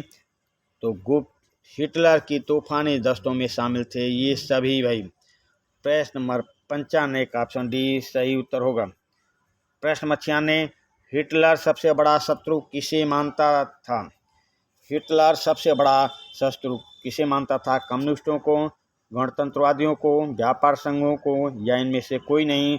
तो हिटलर सबसे बड़ा शत्रु मानता था कम्युनिस्टों को। हिटलर सबसे बड़ा शत्रु मानता था कम्युनिस्टों को। प्रश्न नंबर 96 का ऑप्शन ए सही उत्तर होगा। प्रश्न नंबर 97, हिटलर को चांसलर किसने बनाया था? हिटलर को चांसलर किसने बनाया था? हिम्मेलर शाह ने, या राष्ट्रपति हिंडोनबर्ग ने, या सोवियत लाल सेना ने, या सम्राट कीसर विलियम द्वितीय ने? तो प्रश्न नंबर 97 का ऑप्शन बी सही उत्तर होगा, राष्ट्रपति हिंडोनबर्ग ने। 97 का ऑप्शन बी सही उत्तर होगा। प्रश्न नंबर 98, सोवियत संघ ने जिस स्थान पर जर्मनी की बड़ी हार हुई थी वह कौन सा था? सोवियत संघ में जिस स्थान पर जर्मनी की बड़ी हार हुई वह कौन सा स्थान था? स्टालिनग्राड, मॉस्को, व्लादिवोस्टॉक, या इनमें से कोई नहीं? तो वो स्थान था भाई स्टालिनग्राड। प्रश्न नंबर 98 का ऑप्शन ए सही उत्तर होगा। अगले प्रश्न पे आ जाए। प्रश्न नंबर 99, वह केंद्र जहां बड़े पैमाने पर युद्धबंदियों का कत्ल किया गया था? वह केंद्र जहां बड़े पैमाने पर युद्धबंदियों का कत्ल किया गया था? ऑश्विट्ज, रूर, बवेरिया, न्यूरेमबर्ग? तो प्रश्न नंबर 99 का ऑप्शन ए सही उत्तर होगा। वो कहा जाता था ऑश्विट्ज। चलिए अगले प्रश्न पे आते हैं। प्रश्न नंबर 100, 14 वर्ष से कम आयु के नाजी युवकों का कौन सा संगठन था? 14 वर्ष से कम आयु के नाजी युवकों का कौन सा संगठन था? स्पार्टकिस्ट लीग, इंगकोफ, जैकोबिन, या चेका? तो प्रश्न नंबर 100 का ऑप्शन बी सही उत्तर होगा, इंगकोफ था। चलिए अगले प्रश्न पे आ जाएं। प्रश्न नंबर 101, नाजी जर्मनी में किसे हीन एवं अवांछित मानता था? नाजी जर्मनी में किसे हीन एवं अवांछित मानता था? यहूदियों को, जिप्सी एवं अश्वेतों को, रूसी एवं पोलिशों को, या इन सभी को? तो प्रश्न नंबर 101 का ऑप्शन डी सही उत्तर होगा, इन सभी को मानता था। प्रश्न नंबर 101 का ऑप्शन डी सही उत्तर होगा। अगले प्रश्न पे आ जाएं। प्रश्न नंबर 102, किस दल का नाम नाजी पड़ा? किस दल का नाम नाजी पड़ा? तो जर्मन वर्कर्स पार्टी का नाम, या national socialist German workers party का नाम, या सोशलिस्ट जर्मन वर्कर्स पार्टी का नाम, या नेशनल जर्मन वर्कर्स पार्टी का नाम। तो किस दल का नाम नाजी दल पड़ा? तो ये पड़ा था national socialist German workers party. प्रश्न नंबर 102 का ऑप्शन बी सही उत्तर होगा। अगले प्रश्न पे आ जाएं। प्रश्न नंबर 103, हेमलर साख्त कौन था? अर्थशास्त्री, जर्मन सैनिक, चांसलर, या इनमें से कोई नहीं? तो हेमलर साख्त थे अर्थशास्त्री। प्रश्न नंबर 103 का ऑप्शन ए सही उत्तर होगा। अगले प्रश्न पे आ जाएं। प्रश्न नंबर 104, उस घटना का नाम बताइए जिसने दूसरा विश्व युद्ध प्रारंभ किया। उस घटना का नाम बताइए जिसने दूसरा विश्व युद्ध प्रारंभ किया। तो वर्साय की संधि, या वाइमर गणराज्य का जन्म, या जात संहार युद्ध, या जर्मनी का पोलैंड पर आक्रमण। तो द्वितीय विश्व युद्ध जिसके कारण प्रारंभ हुआ वह है जर्मनी का पोलैंड पर आक्रमण। प्रश्न नंबर 104 का ऑप्शन डी सही उत्तर होगा। प्रश्न नंबर 105, जर्मनी में विशेषाधिकार अधिनियम कब पारित किया गया? जर्मनी में विशेषाधिकार अधिनियम कब पारित किया गया? 22 मार्च 1933, 3 मार्च 1933, 3 फरवरी 1933, या 14 मार्च 1932 को? तो जर्मनी में विशेषाधिकार अधिनियम पारित किया गया 3 मार्च 1933 को। प्रश्न नंबर 105 का ऑप्शन बी सही उत्तर होगा। प्रश्न नंबर 106, ऑश्विट्ज़ किसके लिए प्रसिद्ध था? ऑश्विट्ज़ किसके लिए प्रसिद्ध था? जर्मनी में यहूदियों के संहार के लिए, यह नाजी जर्मनी के दौरान बच्चों की शिक्षा का केंद्र, या नाजी जर्मनी के दौरान युवाओं को सैनिक प्रशिक्षण देने के लिए, या उपयुक्त में से कोई नहीं? तो प्रश्न नंबर 106 का ऑप्शन ए सही उत्तर होगा। ऑश्विट्ज़ जर्मनी में यहूदियों के सामूहिक नरसंहार के लिए प्रसिद्ध था। प्रश्न नंबर 106 का ऑप्शन ए सही उत्तर होगा। प्रश्न नंबर 107, हिटलर शासन के दौरान यहूदियों के बड़े पैमाने पर किए गए नरसंहार को क्या नाम दिया गया? हिटलर शासन के दौरान यहूदियों के बड़े पैमाने पर किए गए नरसंहार को क्या नाम दिया गया? होलोकॉस्ट, अंतिम समाधान, नवंबर के अपराधी, या इनमें से कोई नहीं? तो प्रश्न नंबर 107 का ऑप्शन बी सही उत्तर होगा, अंतिम समाधान। चलिए भाई, प्रश्न नंबर 108, जर्मनी ने किसके विरुद्ध प्रथम विश्व युद्ध लड़ा? जर्मनी ने किसके विरुद्ध प्रथम विश्व युद्ध लड़ा? इंग्लैंड के, रूस के, फ्रांस के, या इन सभी के? तो प्रश्न नंबर 108 का ऑप्शन डी सही उत्तर होगा, इन सभी के। प्रश्न नंबर 108 का ऑप्शन डी सही उत्तर है। प्रश्न नंबर 109, नाजीवादी पार्टी की स्थापना कहाँ की गई? फ्रांस में, इटली में, रूस में, या जर्मनी में? तो प्रश्न नंबर 109 का ऑप्शन डी सही उत्तर होगा, जर्मनी में। अगले प्रश्न पे आ जाएं। नाजीवादी पार्टी की स्थापना कब की गई? 1922 में, 1933 में, 1945 में, या 1948 में? तो प्रश्न नंबर 110, नाजीवादी पार्टी की स्थापना की गई 1933 में। प्रश्न नंबर 110 का ऑप्शन बी सही उत्तर होगा। प्रश्न नंबर 111, नाजीवादी पार्टी का मुख्य नेता कौन था? जार निकोलस द्वितीय, लुई 16वां, हिटलर, या मुसोलिनी था? तो नाजीवादी पार्टी का मुख्य नेता था हिटलर। प्रश्न नंबर 111 का ऑप्शन सी सही उत्तर होगा। प्रश्न नंबर 112, किसने कहा था जीना है तो युद्ध करना होगा? किसने कहा जीना है तो युद्ध करना होगा? मुसोलिनी ने, हिटलर ने, लुई 16वां ने, या जेम्स प्रथम ने? तो ये कहा था हिटलर ने। ऑप्शन बी सही उत्तर होगा। अगले प्रश्न पे आ जाएं। प्रश्न नंबर 113, किसने कहा था बहता पानी स्वच्छ और साफ होता है? किसने कहा था बहता पानी स्वच्छ और साफ होता है? हिटलर ने, या लुई 16वां ने, या जार निकोलस द्वितीय ने, या जेम्स प्रथम ने? तो प्रश्न नंबर 113 का ऑप्शन ए सही उत्तर होगा, ये कहा था हिटलर ने। अगले प्रश्न पे आ जाएं। प्रश्न नंबर 114, किसने कहा था तालाब में इकट्ठा हुआ पानी जल्द ही गंदा हो जाता है? प्रश्न नंबर 114, किसने कहा था तालाब में इकट्ठा हुआ पानी जल्द ही गंदा हो जाता है? हिटलर ने कहा, या जेम्स प्रथम ने, या जान निकोलस द्वितीय ने, या नेपोलियन ने? तो ये कहा था हिटलर ने भाई।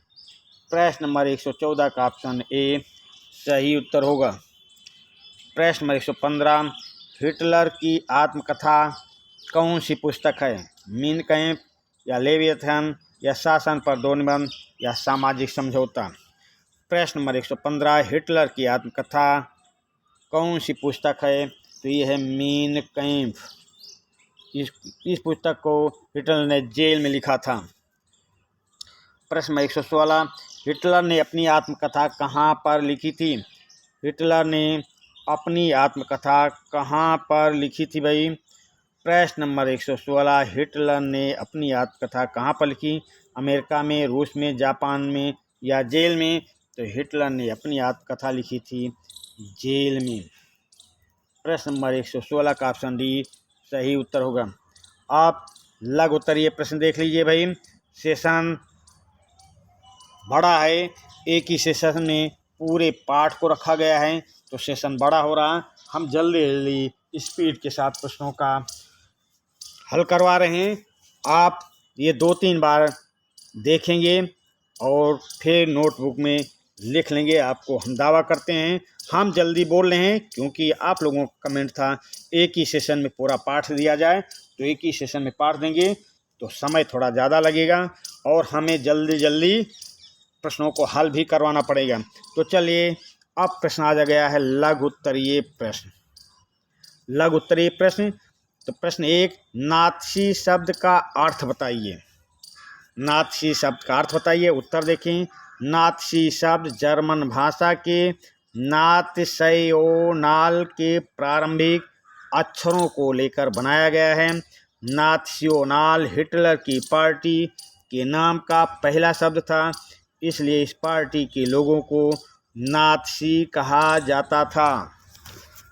चलिए भाई, पहला प्रश्न, और यहाँ पे हम थोड़ा जल्दी जल्दी व्याख्या करेंगे ताकि ये सेशन समय से पूरा हो जाए और आप 2 बार 3 बार देखेंगे और सेशन को देखने के बाद 2-3 बार नोटबुक में लिख भी लेंगे, जल्दी याद हो जाएगा, ये मेरा दावा है। चलिए अगले प्रश्न पे चलते हैं। प्रश्न नंबर 2, मित्र राष्ट्र शब्द का अर्थ बताइए। मित्र राष्ट्र शब्द का अर्थ बताएं। उत्तर, मित्र राष्ट्रों का नेतृत्व शुरू में ब्रिटेन और फ्रांस के हाथों में था। 1941 में सोवियत संघ और अमेरिका भी इस गठबंधन में शामिल हो गए।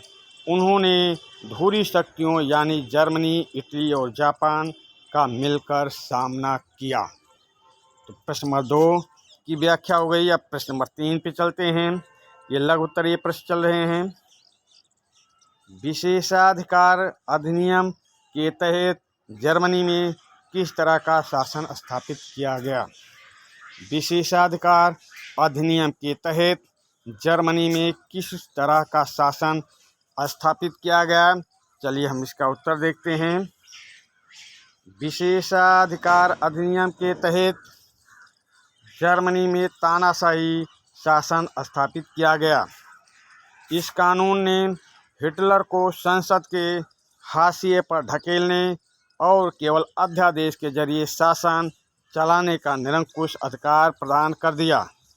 नात्सी पार्टी और उससे जुड़े संगठनों के अलावा अन्य सभी राजनीतिक पार्टियों और ट्रेड यूनियनों पर पाबंदी लगा दी गई। तो चले भाई, मैं बार बार बोल रहा हूँ, सेशन को थोड़ा जल्दी पूरा करना है, तो जल्दी जल्दी हम व्याख्या करेंगे तभी सेशन पूरा हो पाएगा, क्योंकि एक पार्ट को एक सेशन में बांधना एक मुश्किल का काम है। तो इसलिए हम थोड़ा जल्दी व्याख्या कर रहे हैं। आप सेशन को 2-3 बार देखें और नोटबुक में लिखें।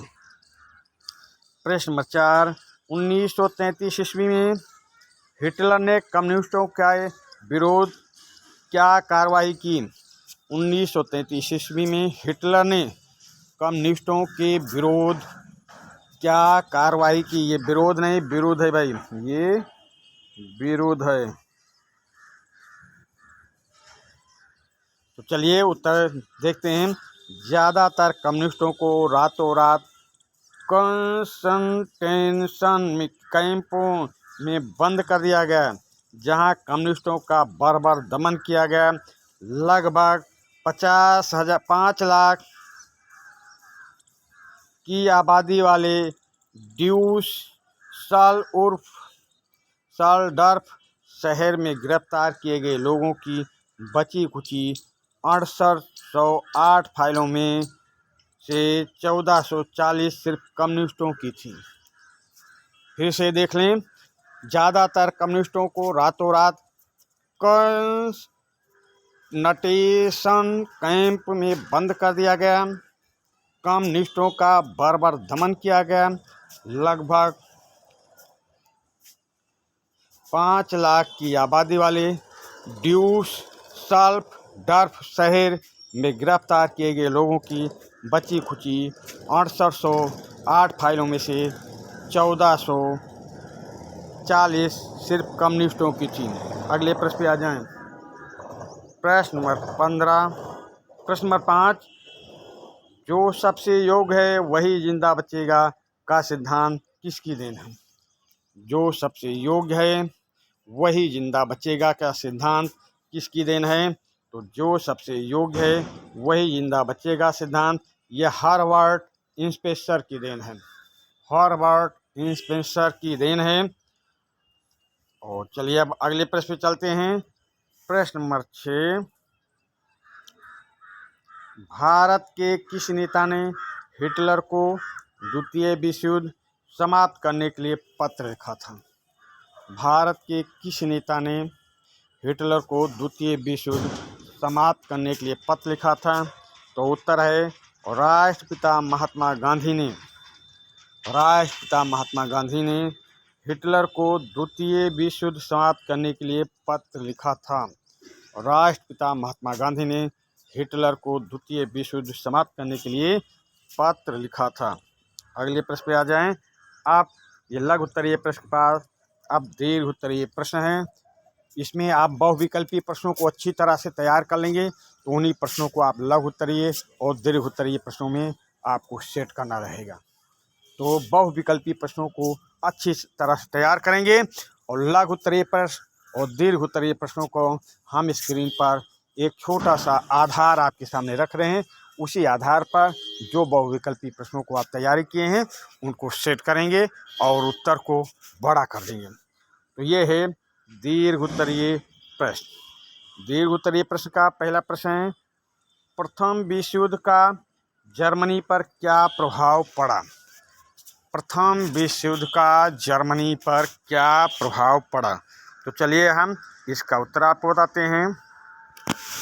प्रथम विश्व युद्ध ने पूरे महाद्वीप को मनोवैज्ञानिक और आर्थिक दोनों ही स्तरों पर तोड़ कर रख दिया। यूरोप कल तक कर्ज देने वालों का महाद्वीप कहलाता था, जो युद्ध खत्म होते ही होते कर्जदार का महाद्वीप बन गया। विडंबना ये थी कि पूरे साम्राज्य द्वारा किए गए अपराधों का हर्जाना नवजात वाइमर गणराज्य से वसूल किया जा रहा था। इस गणराज्य को युद्ध में पराजय के अपराध बोध और राष्ट्रीय अपमान का बोझ तो ढोना ही पड़ा। हर्जाना चुकाने की वजह से आर्थिक स्तर पर भी वह अपंग हो चुका था। वाइमर गणराज्य के हिमायतियों में मुख्य रूप से समाजवादी, कैथोलिक और डेमोक्रेट खेमे के लोग थे। रूढ़वादी, पुरातनपंथी, राष्ट्रवादी मिथकों की आड़ में उन्हें तरह तरह के हमलों का निशाना बनाया जाने लगा। नवंबर के अपराधी कहकर उनका खुलेआम मजाक उड़ाया गया। तो हम देखिए 2-3 बार रिपीट नहीं कर पाएंगे क्योंकि सेशन बहुत बड़ा हो रहा है, तो हम एक बार इसको जो आधार दिया हूँ इसको आपके सामने सुना रहा हूँ, इसकी व्याख्या कर रहा हूँ, ताकि आप इस आधार पर इन प्रश्नों के उत्तर को ज़्यादा से ज़्यादा बड़ा करने की कोशिश करें, बहुविकल्पी प्रश्नों को सेट करके। तो चलिए प्रश्न नंबर 2 आ जाएं। जर्मनी के ऊपर महामंदी का क्या प्रभाव पड़ा? जर्मनी के ऊपर महामंदी का क्या प्रभाव पड़ा? तो इसका उत्तर हम इस प्रश्न का व्याख्या करते हैं। प्रश्न नंबर 2, जर्मनी के ऊपर महामंदी का क्या प्रभाव पड़ा? तो उत्तर है, व्याख्या सुने। जर्मनी ने फ्रांस के विरोध निष्क्रिय प्रतिरोध के रूप में बड़े पैमाने पर कागजी मुद्रा छापना शुरू कर दिया। जर्मन सरकार ने इतने बड़े पैमाने पर मुद्रा छाप दी कि उसकी मुद्रा मार्क का मूल्य तेजी से गिरने लगा।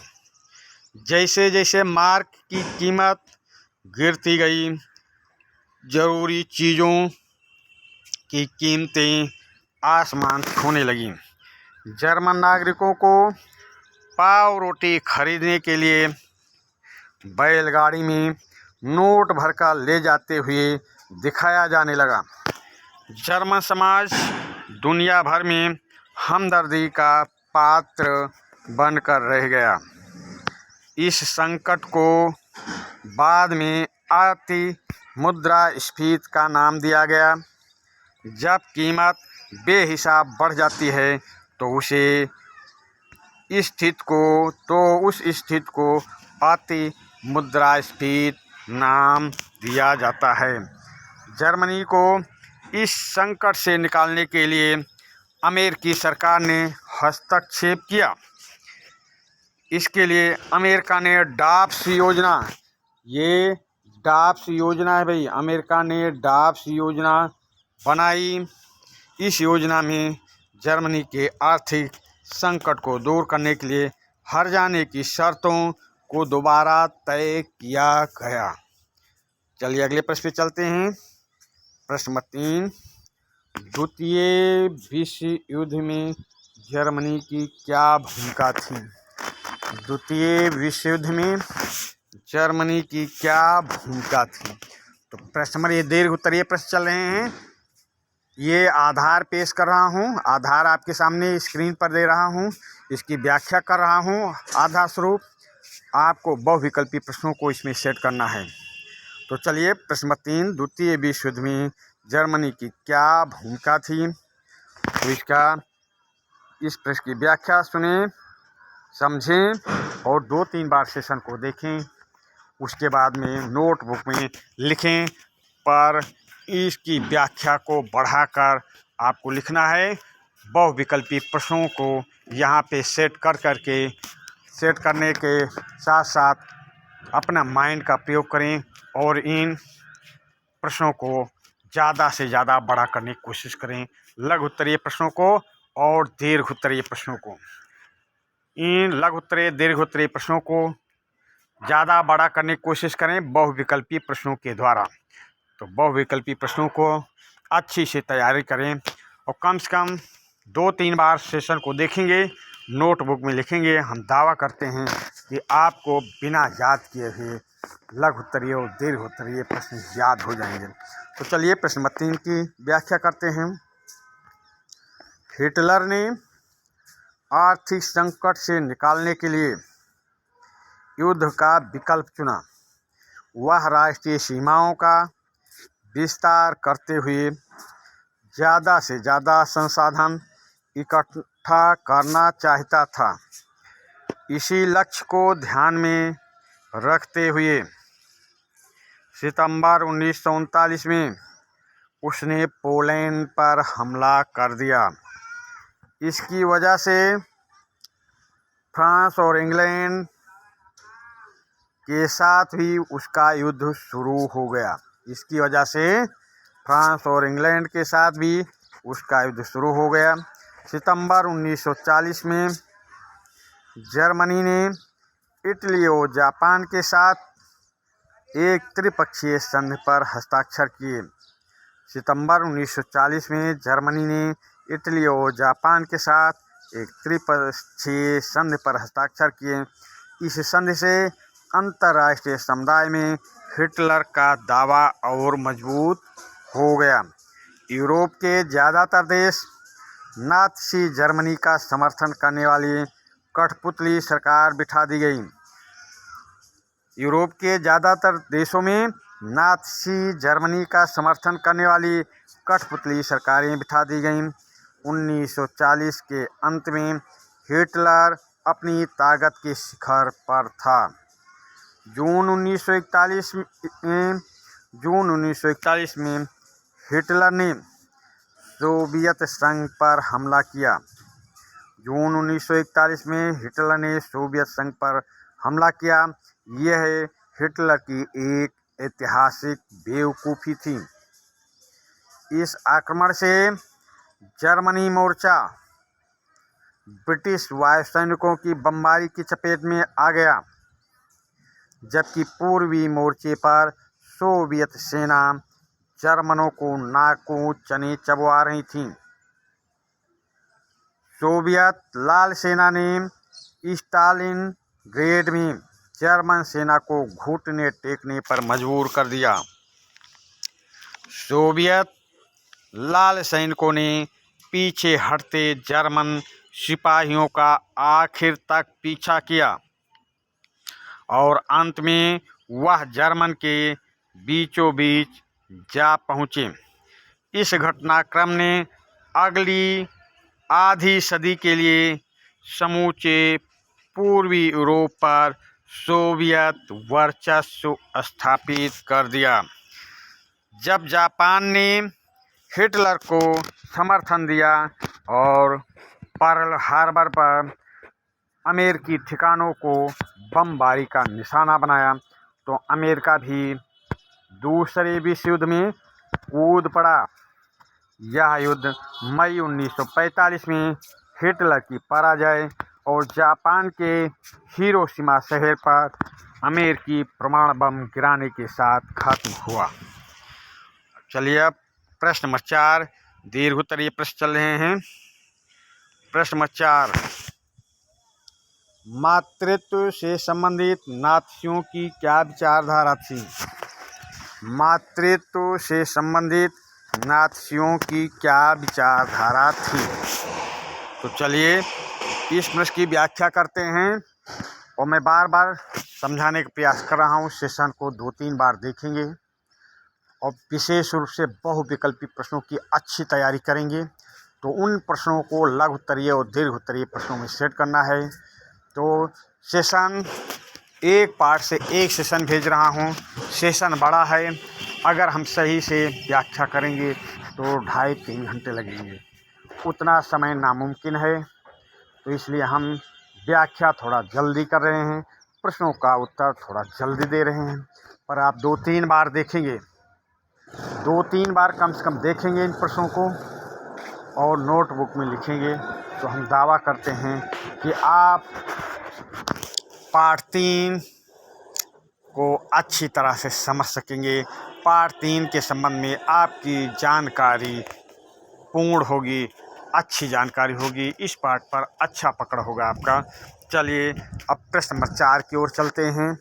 मातृत्व से संबंधित नाथियों की क्या विचारधारा थी?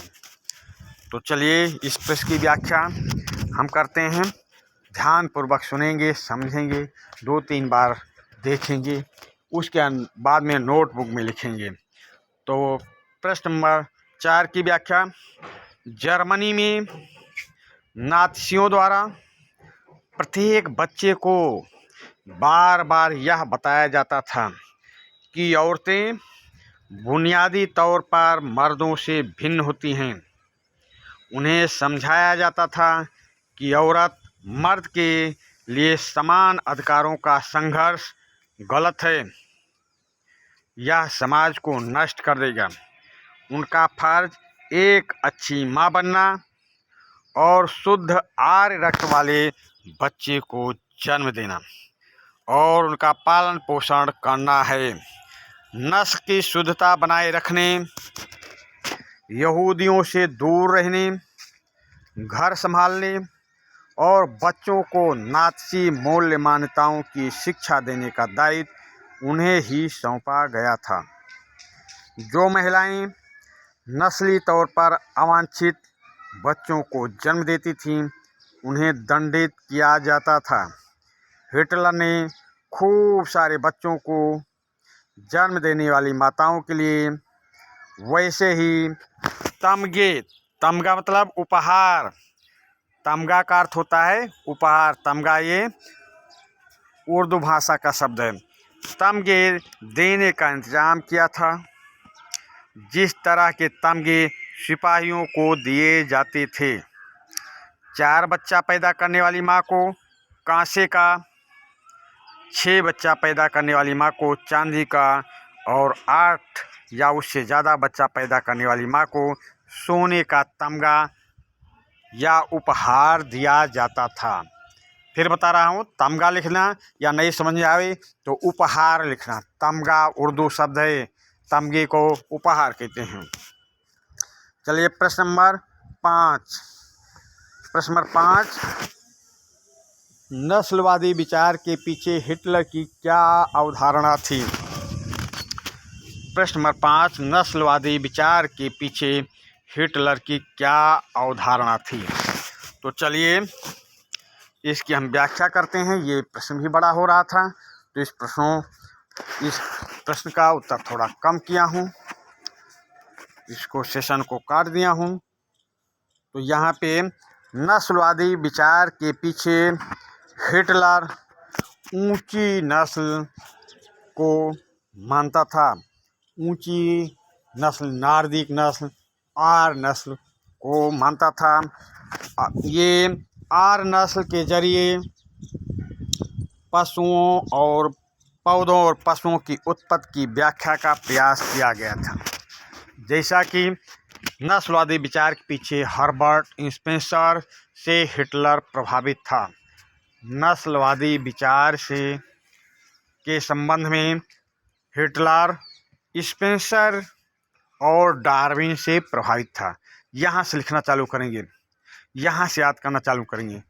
नस्लवादी विचार के पीछे हिटलर, नस्लवादी विचार के पीछे हिटलर। ये सेशन काट दिया हूँ तो इसलिए आपको ऐसा लगेगा अधूरा अधूरा है, तो उसको हम थोड़ा जोड़ते हैं 1-2 लाइन। तो यहाँ से लिखेंगे नस्लवादी विचार के संबंध में हिटलर हर्बर्ट स्पेंसर से प्रभावित था। हर्बर्ट स्पेंसर डार्विनवाद से प्रभावित था। हर्बर्ट स्पेंसर कहता था जो योग्य होगा वही जिंदा बचेगा, जिसमें योग्यता होगी वही जिंदा बचेगा। इस सिद्धांत के जरिए पौधों और पशुओं की उत्पत्ति की व्याख्या का प्रयास किया। हर्बर्ट के इस सिद्धांत के जरिए पौधों और पशुओं की उत्पत्ति की व्याख्या का प्रयास किया। बाद में हर्बर्ट स्पेंसर है भाई, हर्बर्ट स्पेंसर है, हर्बर्ट स्पेंसर है,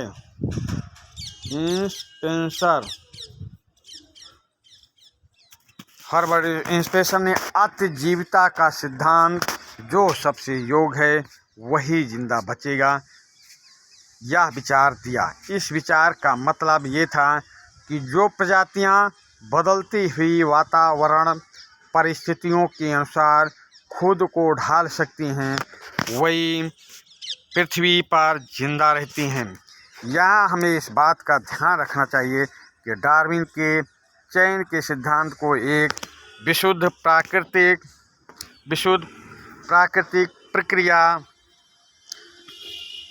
डार्विन के चयन के सिद्धांत को एक विशुद्ध प्राकृतिक प्रक्रिया कहा था और उसने इंसानी हस्तक्षेप की वकालत कभी नहीं की। लेकिन नस्लवादी विचार को और राजनेताओं ने पराजित समाजों पर अपने साम्राज्यवादी शासन को सही ठहराने के लिए डार्विन के विचारों का सहारा लिया। नाथियों की दलील बहुत सरल थी, जो नस्ल सबसे ताकतवर है वही जिंदा बचेगी। जैसा कि इस प्रश्न के माध्यम से हम इस प्रश्न बहुत बड़ा हो जाता है, ऊपर नीचे थोड़ा थोड़ा कट किया, तो इसमें आप ये मूल मंत्र समझें। डार्विन ये कहता था जो योग है वही जिंदा बचेगा। उसका शिष्य स्पेंसर भी उसी रास्ते पे चला, वो भी बोलता था जो योग होगा वही जिंदा बचेगा। पर ये मनुष्य जात के लिए अलग वक्तव्य था। इसको नस्लवादी से जोड़ने का काम, यह नस्ल पर आधारित डार्विन या स्पेंसर ने नस्ल पर आधारित ये विचार नहीं दिया था, ये विचार योग्यता पर दिया था। नस्ल पर आधारित स्पेंसर का या डार्विन का विचार नहीं था। डार्विन और स्पेंसर का विचार योग्यता पर आधारित था, पर हिटलर उस योग्यता को छोड़ योग्यता के साथ साथ नस्ल को समाहित कर दिया कि जो ऊंची नस्ल का, आर्य नस्ल का होगा, जो योग्य होगा वो जिंदा बचेगा। तो स्पेंसर के और डार्विन के विचार को यहाँ पर हिटलर तोड़ मड़ोड़ कर पेश करता है और उसके विचार की व्याख्या करता है। तो चलिए, ये प्रश्न बहुत बड़ा हो रहा था, इसलिए इस प्रश्न को मैं छोटा किया हूँ। पर हर्बर्ट स्पेंसर और उनके गुरु डार्विन, ये इनका वाक्य ये बोलते थे जो योग्य होगा वही जिंदा बचेगा, पर हिटलर जो योग होगा वही जिंदा बचेगा के साथ में नस्लवादी भावना को जोड़ देता है। ये हिटलर आर नागरिक जात का था, तो ये बोलता था अपने आप को हम ऊंचे कुल के हैं, हम ऊंची नस्ल के हैं। तो ये जो जिंदा बचेगा उसके साथ में नस्ल को जोड़ने का काम हिटलर ने किया था। तो चलिए, इस तरह से व्याख्या करेंगे आप लोग। ये प्रश्न बहुत बड़ा हो रहा था, इसलिए यहाँ पे मैं इसको ऊपर से और नीचे से थोड़ा कट किया हूँ, फिर भी ये समझाने का प्रयास किया हूँ कि आप इस प्रश्न की व्याख्या अच्छी तरह से समझ सकेंगे। तो चलिए, इसी के साथ हम इस सेशन का यहाँ पे समापन करते हैं। अगले सेशन में फिर मिलेंगे। फिर बता रहा हूँ, आप लोगों का कमेंट था एक पाठ पे एक सेशन बनाएं, तो उसमें प्रश्नों की संख्या ज़्यादा हो जाती है। पाठ को अच्छी तरह आपको समझाने के लिए ज़्यादा प्रश्न रखने पड़ते हैं। ज़्यादा प्रश्न रहेंगे तो टाइम ज़्यादा लगेगा। अच्छा, इतना टाइम जैसे 3 सेशन 1-1 घंटे में बनते थे, 3 घंटे हो जाते थे, तो ये कम से कम 1.5 घंटे में मान लीजिए मैं कंप्लीट किया, तो 1.5 घंटे में थोड़ा जल्दी व्याख्या करना पड़ेगा, प्रश्नों को जल्दी बोलना पड़ेगा, उत्तरों की व्याख्या जल्दी जल्दी करना पड़ेगा। तो इस कारण से ये सेशन करीब 1.5 घंटे के ऊपर पहुंच रहा है। तो चलिए, 3 घंटे और 1.5 घंटे में अब आप समझदार हैं, योग्य हैं, समझ सकते हैं कि उसमें थोड़ा जल्दी बोलेंगे, जल्दी व्याख्या करेंगे, प्रश्नों को जल्दी जल्दी बताएंगे, तभी एक पाठ एक सेशन में कंप्लीट हो पाएगा। तो चलिए, अब हम इसी के साथ इस सेशन का समापन करते हैं। धन्यवाद।